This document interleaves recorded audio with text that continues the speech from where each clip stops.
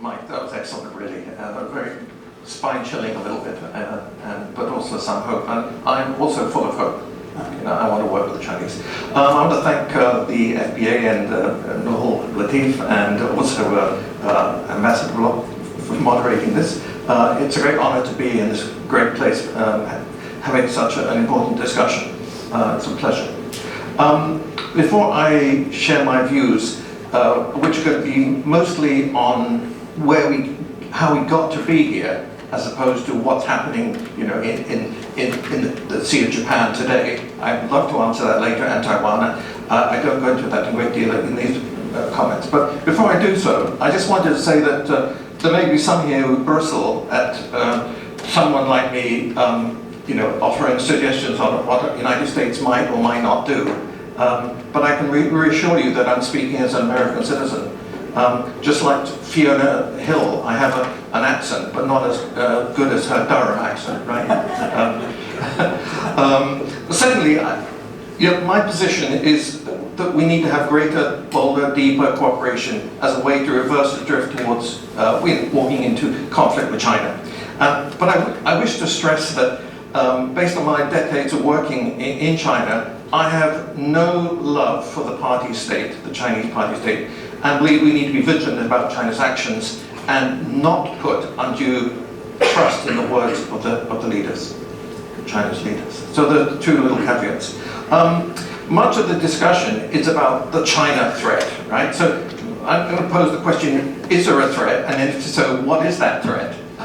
Because that seems to be the word you could probably find Googled more times than any other word in relation to China at the moment. I mean, you can't get a book contract without presenting it as describing the China threat. I did get a book contract without that, but all the other offers said, you must mention the China threat. And I find that really, the wrong way to start, thinking. I think Chinese academics and business leaders, most of whom are party leaders, will tell you quietly that both sides are to blame. They're clearly stating China is in part responsible for the terrible state of U.S.-China relations. They all know that, and many of them will tell you much in great detail what is wrong, the way China played the WTO card, all sorts of things which have ruffled the feathers in the West. So let's look at why we look at China as a threat. There is dismay in the West over China in that its economic reforms haven't led to a political convergence or a softening. I think this hope was totally misplaced. If you read Deng Xiaoping and others, they make perfectly clear that the reforms are essential to keep the party in power, and no wavering from that will be permitted. So if you think about what serves Chinese Communist Party power, then that fits into the puzzle. That's why they help people get rich. Not just because they want to get people rich, it's to stay in power. I think that since, in the last 10 years, you mentioned the last 10 years, I think China has changed radically from what I knew and what I know now. And there's been a political hardening, that's true. And there's an interesting blend, and I wrote about it in my recent book, of party rule, more like Liu Xiaoqiism maybe, or a mild version of Maoism, plus Neo-Confucianism. Xi Jinping really loves Wang Yangming, the Neo-Confucian scholar, and they're all wrapped up in the public surveillance brought by AI and technology. That makes it the toughest state that probably the world has ever seen. And the party has reasserted its authority right through society, in the economy, not just in the state sector, but in the private enterprise as well. There's been a heightened internal repression against the Uyghurs, Hong Kong, civil rights lawyers, you name it. And this has united the US right and left over China, which is extraordinary. I mean, the people in New York who would never, agree with Washington on a hard line on China, that has changed a lot, I'm afraid to say. And China's, I think, China's stoked a belligerent, high-octane ethno-nationalism, while soft power has just been thrown out of the window, as far as I'm concerned. It's very poor, anyway. And so China is bent on an adversarial relationship, you may think. And what they say is very harsh. They say we are the enemy. U.S. is the world, the threat to world peace. So what does China think about the world? This is important because I talked about mostly things going on in China, and that's totally undeniable. But does it want to export its developmental model? Some Chinese, you can find them, including Xi at one stage, with full of hubris, saying, of course, look, they can learn many things from us. Well, they've had to back off of that because it doesn't sell well in the world, that China wants to export its economic or political model.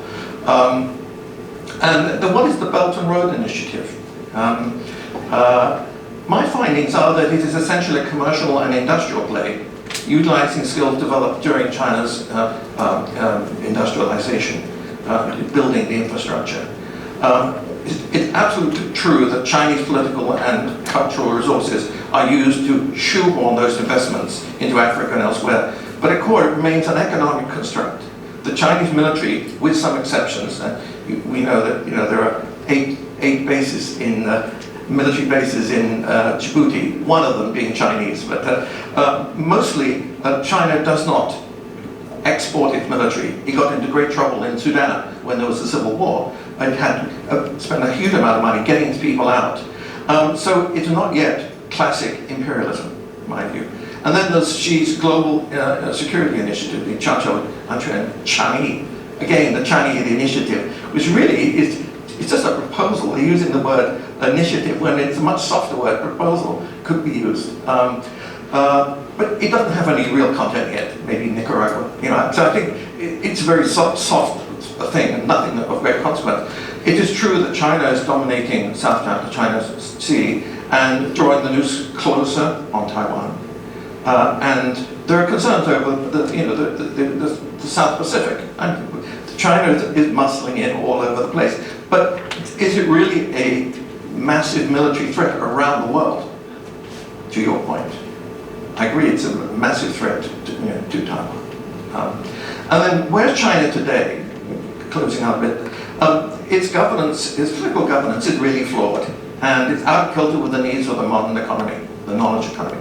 That flawed governance can be seen in the zero COVID policy, and also in how they handled SARS earlier when I was there. The arrangements for political succession have been abandoned, greatly increasing China's political risk. It is true that Xi, particularly in his second reign, has added a lot of energy to the high-tech field in startups and putting private equity to work. In AI and IoT and Internet of Things. But China has absolutely serious weaknesses in its economy, in high-end semiconductor design and related equipment, providing the US with chokeholds, which they have been used. Right? China's put up barriers to knowledge transmission, obstructing its way up the knowledge ladder to the knowledge society.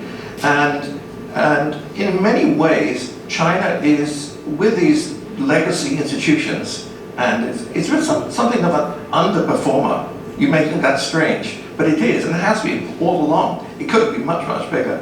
And its productivity growth is actually faltering now. So my view is that China is a great power, but not by many measures, not yet a superpower. That may be an important point, because there's a lot of confusion over that. So much is made of the technology threat, IPR threat. That has happened. Look at what Huawei did with Cisco, I know, because I was and also in Nortel. But stealing high-tech IP may help you catch up, but rarely does it get you really ahead with the speed of technology change. The fundamental reason the US has come down on China is that some areas of technology, in some areas, it is challenging US dominance.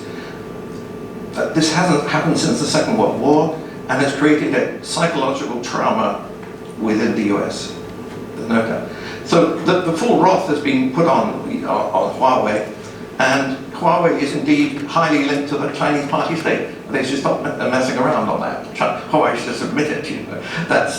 But they've been playing catch up all this while, reverse engineering, imitating, yes, stealing IP. But that is not the reason that the US versus Huawei. The reason is that finally Huawei's innovated and presents a competitive threat.